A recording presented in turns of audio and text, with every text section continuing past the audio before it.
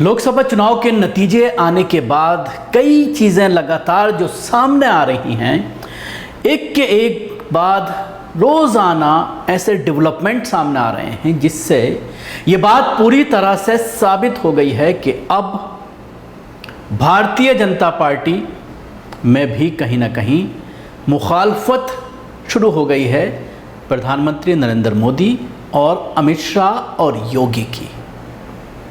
ये मैं ऐसे ही नहीं कह रहा हूं, जो लगातार बयानात आ रहे हैं संघ के नेताओं के और जिस तरह की अंदर से खबरें निकल करके सामने आ रही हैं, उससे ये बात पूरी तरह से साबित हो गई है कि अब मोदी और अमित शाह के लिए अपने पद पर लंबे समय तक बने रहना मुमकिन नहीं है। सबसे पहले आपने देखा इंद्रेश कुमार का बयान कल जो आया, उससे पहले मोहन भागवत का बयान, और मोहन भागवत और जेपी नड्डा पार्टी अध्यक्ष के दरमियान इलेक्शन के दरमियान भी जिस तरह की वार्तालाप सामने आई पब्लिक डोमेन में, जैसा कि जेपी नड्डा ने यह कहा कि अब हमें संघ की जरूरत नहीं है, हम उससे ऊपर चले गए हैं। उसके बाद मोहन भागवत का बयान आता है और इलेक्शन के बाद मोहन भागवत बीजेपी पर, मोदी पर निशाना साधते हुए जिस तरह का बयान देते हैं, तो ये तमाम चीज़ें जो हैं वो ये दर्शाती हैं। और फिर कल इंद्रेश कुमार का ये बयान आना कि मोदी का जो अना है, मोदी ने का जो ईगो है, उसने हार दिलाई है। साफ साफ कहना, क्योंकि पिछले 2 साल से जो मैं पब्लिक से बात करता हूं या जो एक पॉलिटिकल सर्किल है उसमें अगर बात होती है तो ये बात सामने आती है कि इंद्रेश कुमार से मिलना 2 साल पहले से मोदी ने बंद कर दिया था।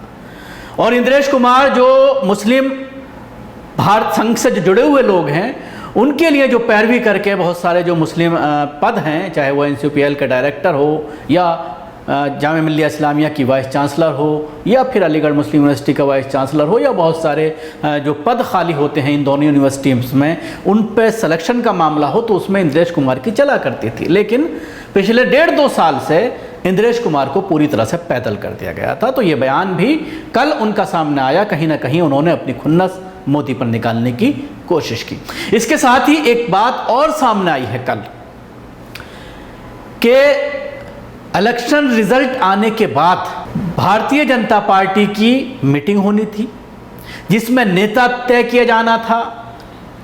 भारतीय जनता पार्टी का लोकसभा का नेता तय किया जाना था, जिसके लिए संघ ने मोदी और अमित शाह के अलावा किसी तीसरे नाम का सुझाव किया था।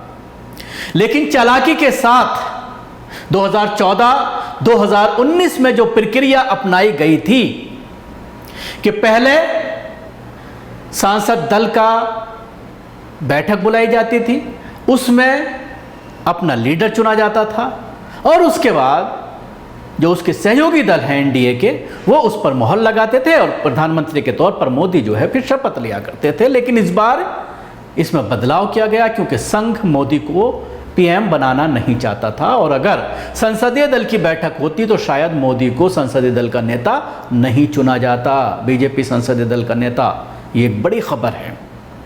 लेकिन मोदी और अमित शाह ने चालाकी के साथ इस मीटिंग को न सिर्फ ना होने दिया, बल्कि इस पर कोई चर्चा ही नहीं हुई। सीधा NDA की एक बैठक बुला ली गई, मोदी के नाम का ऐलान कर दिया गया, उनके सहयोगी दलों ने उस पर मोहर लगा दी और उसके बाद शपथ ग्रहण की तारीख तय की गई। संडे को 9 तारीख को शपथ ले ली गई प्रधानमंत्री नरेंद्र मोदी के जरिए। लेकिन जो मोदी और अमित शाह के चेहरे को अगर आप देखते हैं पब्लिक प्लेसेस में जब वो जा रहे हैं, तो उनकी बॉडी जो लैंग्वेज है उससे आप अंदाज़ा लगा सकते हैं अभी जिस तरह से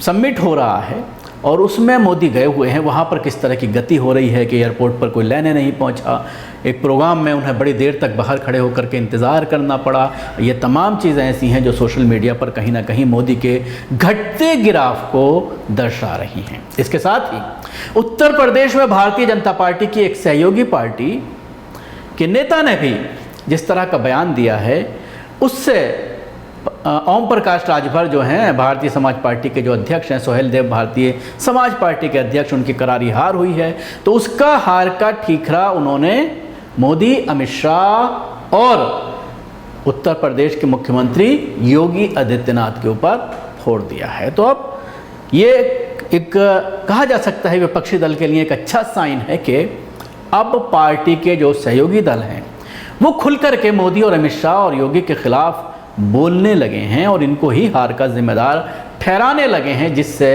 ये उम्मीद जताई जा रही है, जिस तरह से कांग्रेस के अध्यक्ष ने भी बयान दिया है कि हम जब चाहें सरकार को गिरा सकते हैं और लंबी सरकार चलने वाली नहीं है। इसी तरफ ये तमाम हालात जो है वो इशारा कर रहे हैं। लोकसभा चुनाव के नतीजे के बाद एनडीए के अंदर बगावत पैदा हो गई है। एनडीए के सहयोगी दल अब धीरे धीरे आंखें दिखाने लगे हैं। सोहेल देव, भारतीय समाज पार्टी के अध्यक्ष ओम प्रकाश राजभर ने बीजेपी के खिलाफ बयानबाजी शुरू कर दी है।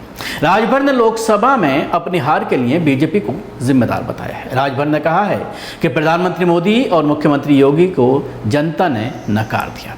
घोसी सीट पर अपने बेटे की हार के बाद ओम प्रकाश राजभर का बयान सामने आया है। बलिया जिले में एक समीक्षा बैठक कार्यक्रम के दौरान राजभर ने अपने कार्यकर्ताओं को संबोधित करते हुए कहा कि गठबंधन के उम्मीदवार को उनकी पार्टी के वोटर्स ने वोट किया, लेकिन गठबंधन की तरफ से हमारी पार्टी का सपोर्ट नहीं किया गया। उन्होंने कहा कि गठबंधन धर्म कैसे निभाया जाता है, ये बात गठबंधन के नेताओं को नहीं पता है। ओम प्रकाश राजभर के बेटे अरविंद राजभर ने घोसी से लोकसभा चुनाव लड़ा था, लेकिन उन्हें समाजवादी पार्टी के उम्मीदवार राजीव राय ने हार का सामना करना पड़ा। राजभर ने बगावती स्वर अपनाते हुए कहा कि वे ऐसे लोगों का इलाज करने जा रहे हैं जो मंच पर शानदार भाषण देते थे और गाड़ी के अंदर बैठकर अपने लोगों से कहते थे कि यहाँ वोट ना करें। उन्होंने कहा कि अब पूरी तरह से बगावत करेंगे और मंच से बताएंगे कि किसे वोट देना है और किसे नहीं। राजभर यही नहीं रुके, बल्कि उन्होंने अपने कार्यकर्ताओं से आगे कहा कि ऐसे लोगों को सबक सिखाना ज़रूरी है। तो कहा जा सकता है कि अब इनके सहयोगी दल एक एक करके टूट की कगार पर हैं, क्योंकि जो मलाई इनको मिल रही थी सत्ता दल में रहते हुए, अब उनको लगता है कि ये सरकार ज़्यादा लंबी नहीं चलने वाली है। और ओम प्रकाश राजभर के बारे में ये मशहूर है कि वो पाला बदलने में माहिर हैं। उन्हें जहाँ लगता है कि अब यहाँ हालात साजगार हैं तो पहले ही उस पार्टी में पहुँच जाते हैं। तो ऐसे ही हालात जब लग रहा है, क्योंकि डूबती नाव में सवार होना इनकी आदत नहीं है, ये हमेशा सत्ता में रहना चाहते हैं और उसके लिए हमेशा इसी तरह की चीज़ें इनके ज़रिए पहले से ही शुरू कर दी।